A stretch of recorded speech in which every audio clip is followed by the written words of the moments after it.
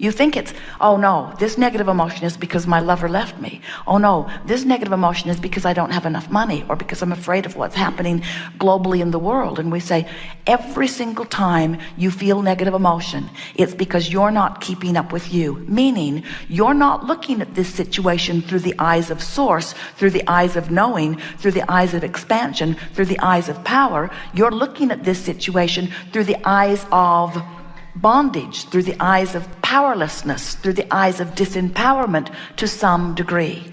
When you feel joy or love or appreciation, all of those emotions are about your perception of utter empowerment. And when you feel depression or fear, those feelings are your indication of your perception of powerlessness. Do you know that? Have you ever felt depressed, you know, that empty feeling, and then got really, really mad about it? And didn't you notice that when you got mad, you felt less powerless? And wouldn't you say, well, would you say, we shouldn't put words in your mouth, but we can hardly help it. Wouldn't you say that you would every time rather be angry or enraged than afraid? Every time. We know you would. And the reason we know you would is because we see you. Every time you feel powerless, you get mad at first till someone bigger than you convinces you that your anger is not a good thing. And so what we want you to realize is that you have this natural inclination to begin moving in the direction of who you really are and where everything is. If you are made to feel as if you do not have power, the first thing you do, and you may remember it if you think back, and you may recognize it as you look at the little ones, you throw a fit.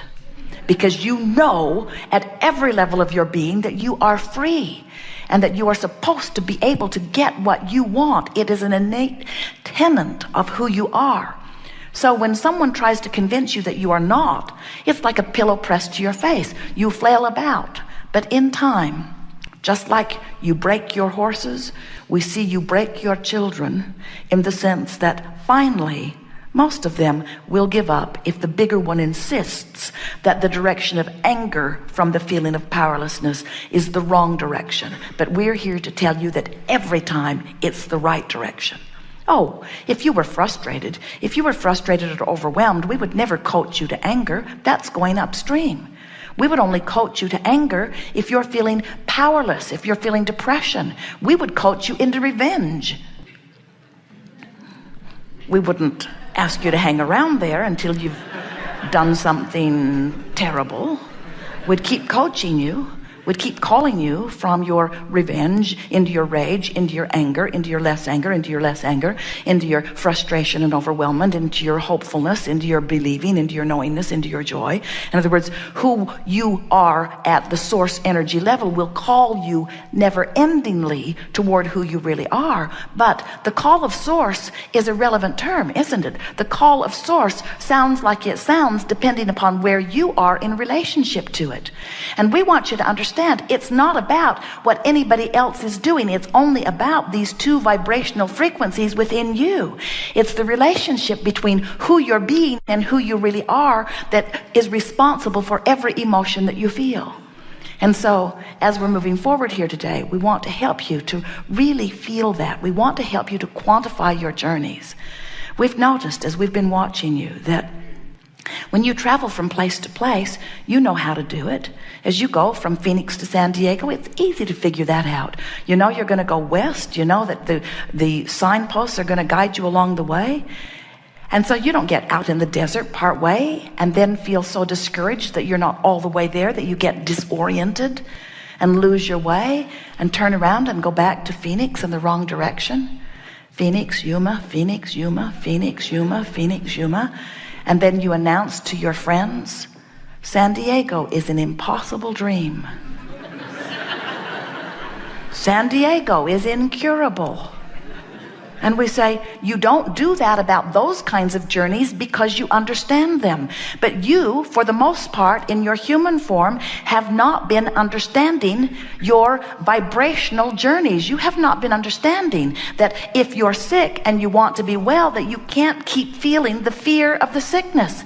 You can't keep poking at the symptoms of the sickness. You can't keep worrying about the sickness and move toward the wellness. That is an impossible dream.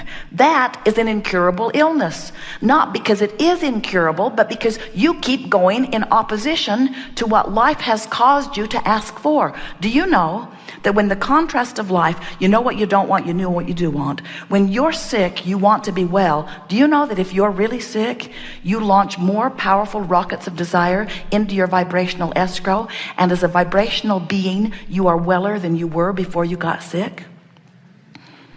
Just like this leading edge expanded time-space reality where you stand is weller, more advanced, stronger, and further in development than anything that came before it. Do you know that that's what creation is about? That's why you said you would come forth.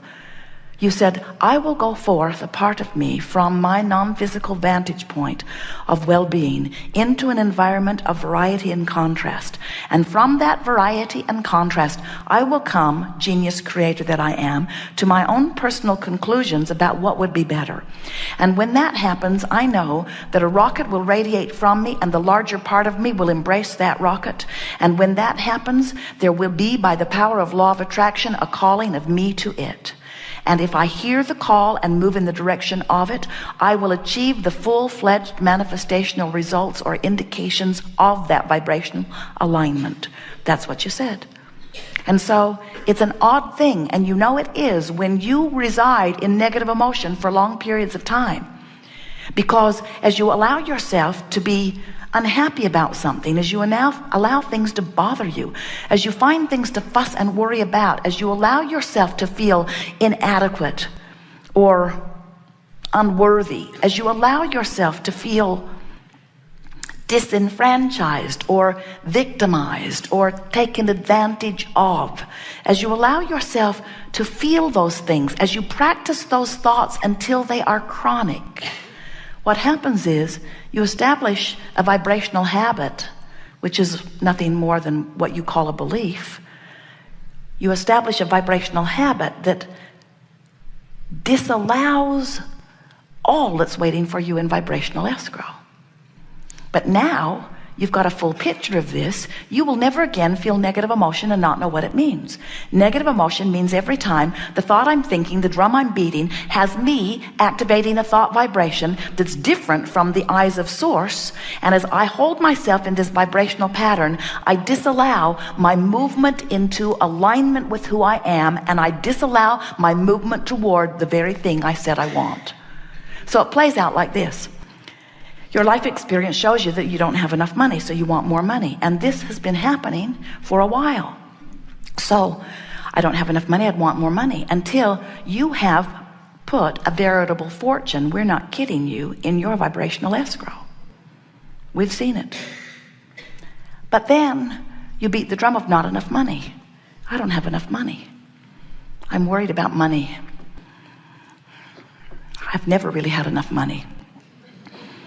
I can't remember ever having enough money. It seems like I've always been short of money. In fact, I hardly know anybody who has enough money. Hardly anybody has enough money. Oh, that rich bugger over there has got plenty of money, but it's not right. It isn't fair. Probably inherited it. Probably deals drugs. I don't have enough money. I don't have enough money. I don't have enough money. They won't pay me enough money. I deserve much more money. I've been here a long time. I do a good job. They should recognize the good job I'm doing. They should be paying me more money. Did you see how much that cost? Can you believe that they would ask that much for that? So without even meaning to, you observe what's going on and you talk about it to yourself and others until you develop this chronic attitude, mood, proclivity, vibration about money. And all along, unbeknownst to you, in your vibrational escrow, tended to for you by your source energy, is a veritable fortune. And not only is it being tended, you're being called toward it. And do you know that negative emotion you feel when you think about money? Do you know what it means? It means that you're being called, but you're not going. It means that the stream is beating up on you because you've got your feet nailed to the bed of the floor of the river, and you're not going. Jerry and Esther went whitewater rafting last summer, and it was such a fun day. And as they put their boat in the water, there were a lot of them that went. 6 of them went together, and several other rafts full of high school wrestlers.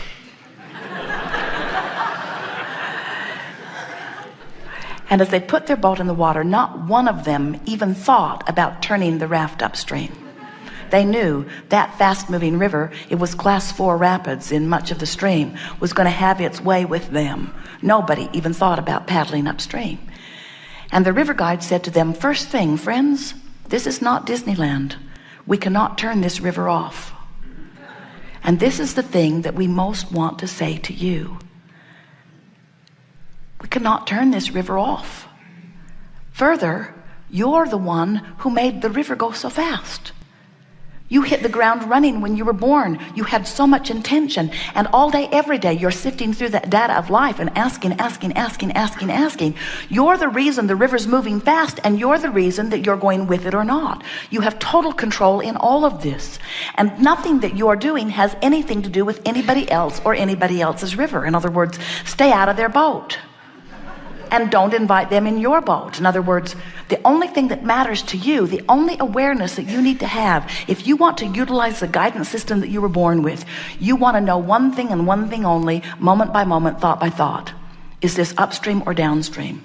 And then the next statement is, how can I make it more downstream? How can I turn this thought and this feeling more downstream? What could I do to soften the resistance? What could I do to release the resistance a little more? And trying harder is the wrong answer. Trying harder makes the resistance more. It's letting go of the oars that makes it less. It's trusting the process. It's trusting the stream. It's trusting that you have an inner being that is calling you toward it.